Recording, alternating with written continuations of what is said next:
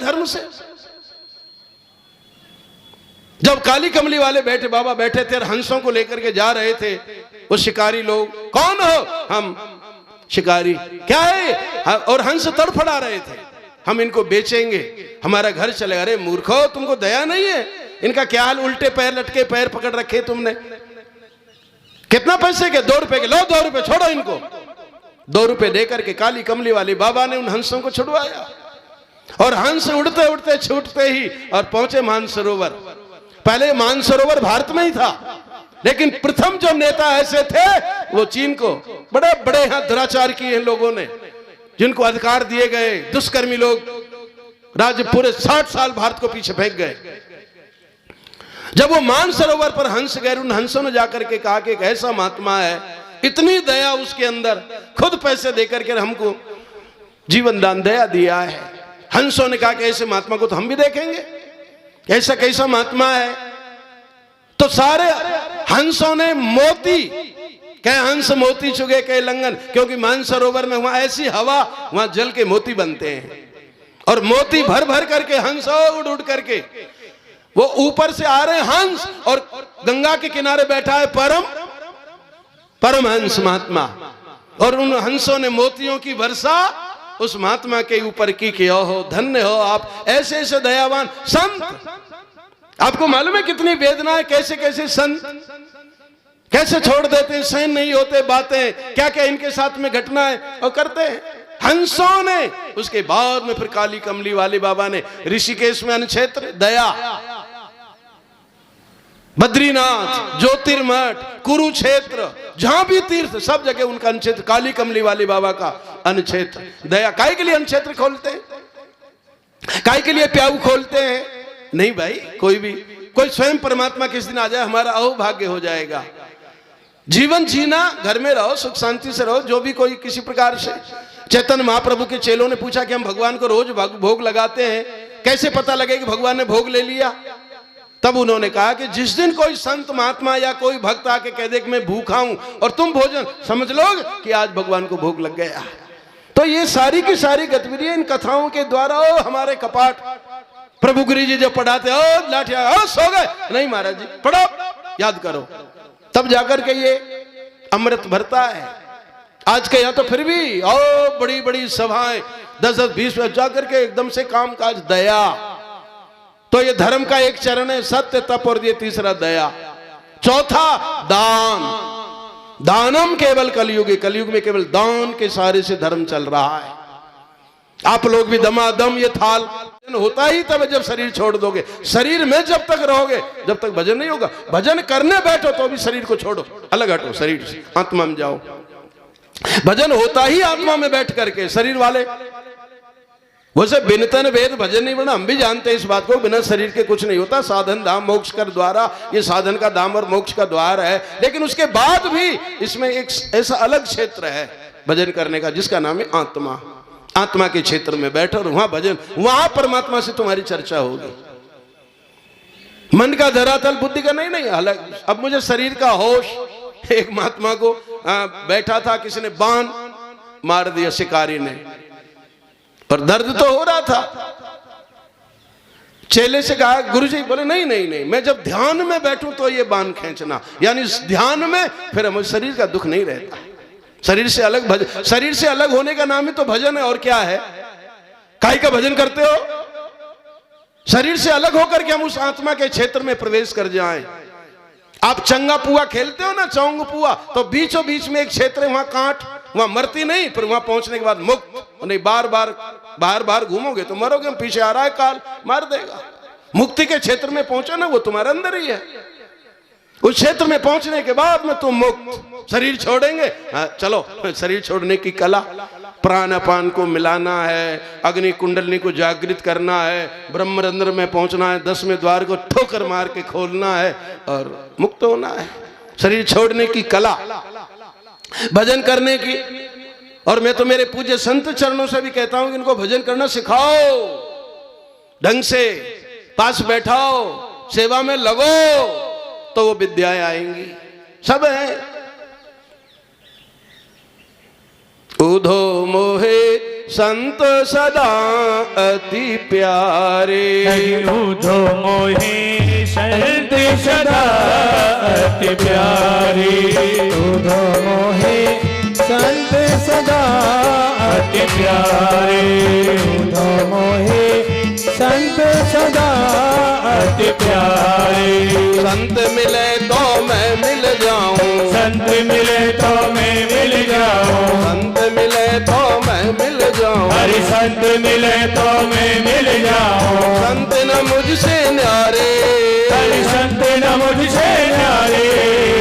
उधो मोहे संत अति प्यारे। उधो मोहे संत सदा अति प्यारे। हरि संत सदा अति प्यारे। संत सदा अति प्यारे। उधो मोहे संत सदा अति प्यारे। मेरे कारण छोड़ जगत के भोग पदार्थ सारे। हरि मेरे कारण छोड़ जगत की भोग पदार्थ सारे। संत मिले तो मैं मिल जाऊं, हरि संत मिले तो मैं मिल जाऊं। संत नमो से न्यारे। उधो मोहे संत सदा अति प्यारे। उधो मोहे संत सदा अति प्यारे। चरणन की रज शीश चढ़ाऊं, हरि चरणन की रज शीश चढ़ाऊं। चरणन की रज शीश चढ़ाऊं, चरणन की रज शीश चढ़ाऊं। सो दूगात हमारे, सो दूगात हमारे। उधो मोहे संत सदा अति प्यारे। उधो मोहे संत सदा अति प्यारे। सिद्धों, संत नहीं सिद्धों की भूमि उत्तराखंड, वहां जाएंगे, प्राणायाम ध्यान योग ये सीखेंगे, सुख से शरीर छोड़ दे तिनके के समान, और दुख ना हो ये है क्रिया, वो सीखेंगे। ये लो भाई तेरा शरीर। बहुत से पहले ही कह देते कि अब हम गंगा में, आप लोगों के अंदर जगत के अंदर मरेंगे मरो, ये नहीं नहीं संत, अब हम शरीर छोड़ेंगे। भदीरा राधे कथा में पधारो। झुक आए बदिरा, अरे झुक आए बदिरा। झुक आए बदिरा। झुक आए बदिरा, झुक आए बदिरा। झुक आए बदिरा। झुक आए बदिरा। राधे कथा में पधारो। झुक आए बदिरा। राधे कथा में पधारो, आए देव सगेरा। देव की धर्म से चर्चा हो रही है, धर्मराज के पोते की। कौन है ये? परीक्षित, धर्मराज का पोता। धर्म बैल से चर्चा। आपके चार चरण, हाँ सतयुग में चार थे, सत्य तप दया दान, ये चार चरण हैं धर्म के। सत्य, पहले की युग था सत्ययुग, ताले नहीं लगते थे, कोई जाति नहीं थी, केवल हंस। कर्म करने लगे, हाँ ये इनको ब्राह्मण बना दो। रक्षा करेंगे, हाँ इनको क्षत्रिय बना दो। पालन व्यापार, हाँ इनको वैश्य। कोई जाति, सतयुग में केवल मानव, हंस जाति। जैसे जैसे कर्म किए और फिर अपने अपने। सतयुग, सत्यम शिवम सुंदरम, धर्म न दूसर सत्य समाना। सत्येन धार्यते पृथ्वी, सत्येन तपते रवि, सत्येन वाति वायुष्य, सर्व सत्य प्रतिष्ठितम। सब सत्य में ही अपना जीवन यापन करते हैं।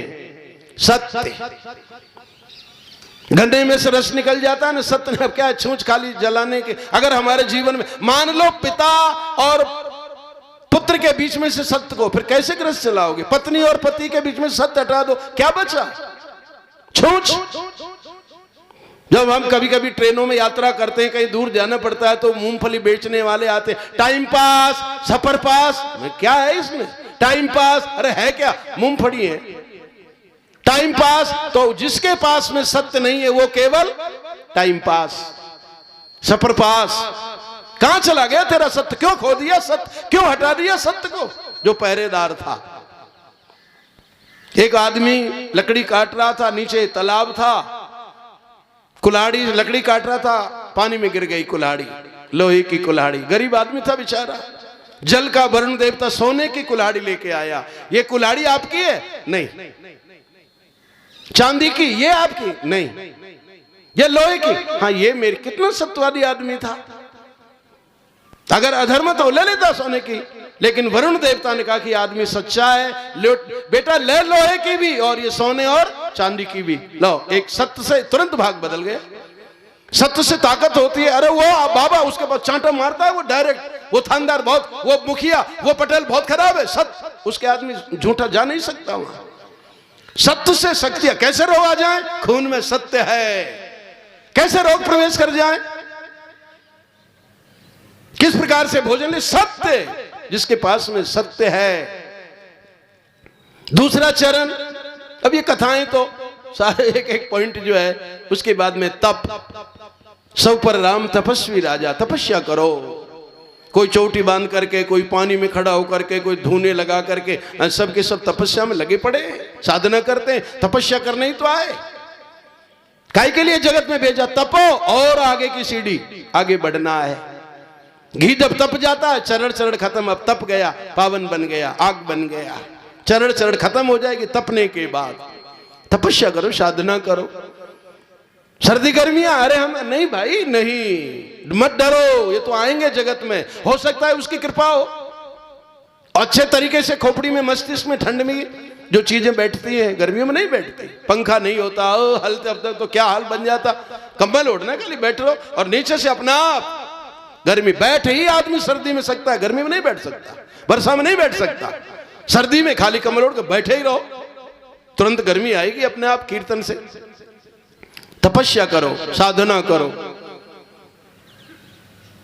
एक गिलास में जल ले लो, जल को रख लो माथे पर भरा हुआ। माताएं पानी भरने जाती है, 2-2 3-3 घड़े, और खूब बात करती है। और फिर ध्यान, तपस्या करते होता है ध्यान।